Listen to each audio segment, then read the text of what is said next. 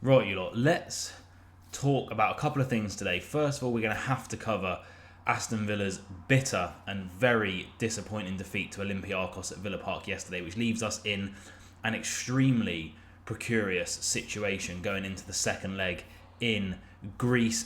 But, despite all of that, we have to look at Tottenham's result in the Premier League yesterday as well, losing 2-0 to Chelsea, which makes this weekend's game against Brighton even more important. Was it tantalising, exciting? Because mathematically we can't, but theoretically we could absolutely wrap up Champions League football for next season on Sunday if the results go our way as well, and it is mightily exciting. It doesn't take away from the disappointment of Thursday, but it definitely adds a little bit of optimism for the future. So if you are enjoying the Villa content, we are, I think, 11 subscribers as I record this, away from 1,600. So leave a like on the video, subscribe, comment down below your thoughts on the Olympiacos game and our upcoming game against Brighton. Share this around all of your friends and family who may be Villa fans. Let's build a great community and get in to the review and preview all in one. 2 for 1, bog off. If this was in Tesco, you'd be loving it. So first things first, we have to talk about the Olympiacos game, don't we? We lost 4-2. I'll chuck the match stats up there. As you can see, we dominated in terms of possession and shots in the game. We could have had a shout for a penalty as well with the Leon Bailey one, although I actually do think the Olympiacos defender just nicks the ball first, which probably negated it. The Douglas Luiz penalty was harsh. The Douglas Luiz penalty miss was even harsher on our aggregate score. But at the end of the day, we didn't deserve to win. The Greeks came to Villa Park. They came, they saw, they conquered. Their fans were having a good time. Their players were having a bloody good time on the pitch as well. And we never looked like a team that was going to win that game. It was slightly embarrassing, not embarrassing, but disappointing to watch Villa go down like that at home in a European semi-final. The players just literally looked too tired for it. They didn't look up for it. It was obviously a gruelling game and a really tough result to take against Chelsea on the weekend. And I think that might have just played into the players' minds a little bit. But the likes of Douglas Luiz, Matty Cash, Luca Digne, Clement Longley, John McGinn, they're all like dropping performances you just would not expect of them, especially Douglas Luiz. He really needs to up his game. I could see Timo Rogman possibly replacing him in the near future in sort of like the last few games of the season if he carries up this form, because the form simply isn't good enough. The penalty looked lacklustre. He just looks like he's burnt out, I think, this season. I think he's burnt out. I think he misses having Kamara next to him to allow him to have a bit more freedom in the game. He's being asked to do a slightly different role. And just a very, very disappointing game. We deserve to lose. I think that's probably the European dream over, because how leggy we are looking now. Can I see us going to Greece and winning by 3 goals or even 2 goals to take it to another extra time, another penalties? It really isn't looking good for us in Europe. To be honest with you, the Spurs result again makes me look at this through rose-tinted glasses, in the sense of we gained a foot in the Premier League whilst losing 3 in Europe. It's so disappointing though, and I think the players will be kicking themselves. I think Emery will be kicking himself. But again, at this point of the season, with how leggy they're looking, I don't think there's anything really much we can do. I do think that's our European journey over, to be honest with you. I mean, look, I'm an optimist and I hope that we can win 3-0 next week. But the way Olympiacos played, the way they exploited our high line, Matty Cash and Luca Digne, 2 individual errors for the high lines. Again, Douglas Luiz penalty was harsh. It was point blank, but don't go up with your arm like that. I understand when you jump. It's a tough one. It's a really tough one. The standard of refereeing, not great in that competition, as we have known. And I think it was poor again on the night. Really, really tough one to take. Looked leggy. Don't look like we have anything left in the tank. And fair play to Olympiacos. They deserve this one. But so disappointing, and just collapsing at home again. You're 2-0 down. You get it back to 2. And then you can see 2 sloppy goals. And we looked like we were in a training match for some of that game, the way we were playing, in terms of intensity levels. I think Emery clearly wasn't happy with it. I understand that the goals were, the deflected goals a little bit meh and stuff like this, but Robin Olsen, for me, has played his last game for Villa. I want to see Joe Gauci given a goal, go in goal. But yeah, so disappointing. I think that's Europe over. What do you guys think? Comment down below. But we'll try and be a bit more optimistic now and look towards our Premier League game against Brighton this weekend. So as you can see on the screen, this is the team I would go for against Brighton instantly. First thing, Joe Gauci in goal. I understand Robin Olsen's been our number 2. I don't care if Robin Olsen needs to get the start against Olympiacos next week because Martinez is still injured. I want to see this young Socceroo given his chance. Like I say, I was very, very excited actually by the signing of him. I thought it was very shrewd when I watched his highlights from the A-League.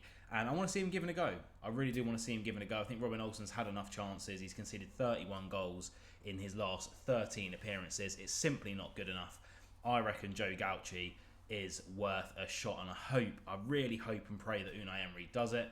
Left back Digne, there's no news on Moreno as of yet being imminently ready for a return, so Digne keeps his spot even though he is looking leggy at the moment. Pau Torres comes back in for Longley, that's an obvious replacement. Again, for me, Matty Cash drops out. He was at fault for the first goal, way too late stepping up for our high line, and it ultimately cost us that first goal by being out of position. He's played 3-4 games in a row now. I think it's time for Diego Carlos to come back in, Konsa to get pushed out to right back to complete our back line. Morgan Rogers keeps his spot at left mid. He was really, I thought, a bright spark again during that game, forcing a great save from the Olympiacos keeper in the first half. He got subbed off early, so I assume Emery's managing his minutes because he's such an important player for us in the Premier League right now. John McGinn and Douglas Luiz in the middle. Like I say, there would be an argument for me, genuinely, for Tim Arogbenham, who looked really impressive when he came on against Olympiacos, to get the start over Douglas Luiz. I understand Douglas Luiz is one of our best players. He's been one of our best players this season, but when a player has such a significant and steep drop off in form like he has, it could be tiredness, he could just be mentally burnt out from this season now. Sometimes the best thing to do in that situation is rest those players. You look at, some of the greatest managers have rested. You think of, I know he's not one of the greatest managers, but Ole Gunnar Solskjaer, when players dropped out of form, even Ronaldo, he would drop them. You look at Jose Mourinho's dropped so many great players who have dropped out of form over the years. You can't just keep on starting them when they're so out of form, and I feel like Douglas Luiz could do with a little bit of an extra rest, and Tim Arogbenham looked very, very good. I've gone with Douglas Luiz purely because, again, he is one of our best players, and I truly believe in him that he can recapture that form, but I wouldn't be mad if Tim did get the start. Diaby on the right, again I'm dropping Bailey. I'll explain a bit more when we get into Brighton's form and their team, but they haven't really been playing that well recently. Bailey's been playing with strapping around his knee for the past 3 weeks. I feel like we need to manage his minutes as much as possible so that he can go into summer, fit enough to start a training camp after 3-4 weeks. I wouldn't want to risk him getting an injury now that's going to keep him out of the start of next season. And I think Diaby's playing really well at the moment. He got a great goal against Olympiacos from such a tight angle. I was so impressed with how that managed to squeak in. And again, not injured at the moment, so let's just throw him in. Let's get Bailey on the bench and rest up that knee. Please don't get injured, Leon. Ollie Watkins up front, of course, don't need to explain that one. And then John Duran won the penalty when he came on. Again, looks really bright in every game that he does play. It's coming towards the end of the season now. You feel, he's 20, 21 years of age. You feel like he's going to start growing into more of a consistent first team role next season. So let's start getting his minutes in nice and early now. That's the team I'd pick anyway. Leave your comments down below. What would you pick for this Brighton game? Now let's just have a look at the current fixtures for this weekend and why this game is so important. Actually, if I ping up the Premier League table first, you will see we are 7 points above Tottenham, who only have 1 game in hand on us. So if they win their game in hand, we are 4 points ahead. We switch to the fixtures. They're playing Liverpool, a game that you would expect or anticipate Liverpool to win. That would put them equal on points with us, 7 points behind. Now, obviously, they will have their game in hand, but if we beat Brighton, and they will know that we've beaten Brighton by the time they play their game, and that added pressure can really sometimes switch players off. Their bums twitch a little bit, and Liverpool could have an extra edge in that game. I think we have the advantage, was what I'm trying to say, by playing first. We'd be 10 points ahead of them, and they'd only have 1 game in hand with, they'd have 3 games. Oh God, it is mathematical, I think, 3, 6, 9. It might even be mathematical. If Liverpool beat Tottenham this weekend, I think I've just realised that live. I'm going to keep that in the video. I've realised that live. So we would have 2 games remaining, they would have 3 games remaining, and we'd be 10 points ahead, which means mathematically, oh my Lord, I had to just spin around in my chair a little bit. Mathematically, if we beat Brighton and Spurs lose to Liverpool, unless my maths is terrible, which I will, I'll be honest with you, my maths is terrible.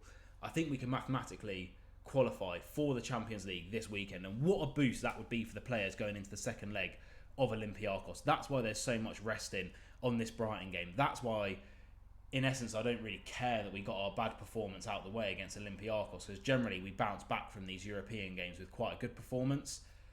Oi! Let's go get Champions League. Just a quick one on Brighton. Now that I've just got over the excitement of realising we can qualify for the Champions League, I believe, unless my maths is terrible, please tell me in the comments down below. This weekend, their last lineup, I'm not going to put it up there, but their lineups are really, really chopping and changing. They lost 3-0 to Bournemouth. There's been a lot of turmoil in the club about De Zerbi talking out against the owners, saying he might not be there next season because they can't match his ambitions, which is never good, and you have to imagine that translates to a bit of a negative atmosphere in the dressing room. That loss against Bournemouth, a lot of their players looked like they were playing a charity match, like they couldn't be arsed. Their energy's gone. I don't believe they can qualify for Europe anymore, so they're not really playing for anything at the moment. If I quickly just switch back over here, where are they now? They're 12th in the table.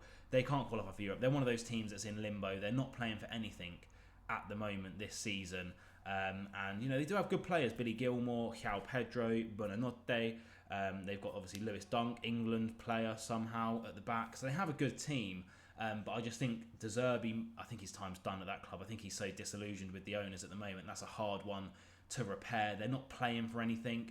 And I truly believe they are there for the taking, which is my prediction for this game is going to be I think it's going to be close, because don't get me wrong, Brighton are a very, very good team. De Zerbi's a very, very good manager. They've got very, very good players. They're well drilled. They keep the ball well. I'm going to go for a 2-1 Aston Villa victory down on the south coast of England, and purely because I feel like our players are going to know. We're going to know mathematically if Spurs lose, we can put that pressure on to qualify for the Champions League and then take that momentum of being a Champions League club into that second leg against Olympiacos. What do you guys think, though? Leave your comments down below. Apologies that this video might have been a bit scatty. I've just come off of going back to work and having a newborn.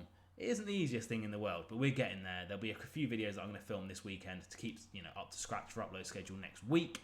I do also have a second channel, link in the description below, where I upload gaming and fitness content. So if you're interested in that kind of stuff, go check it out. X is in the description. As always, up the Villa. Let's go and beat Brighton and qualify for the Champions League. Come on, the Villa.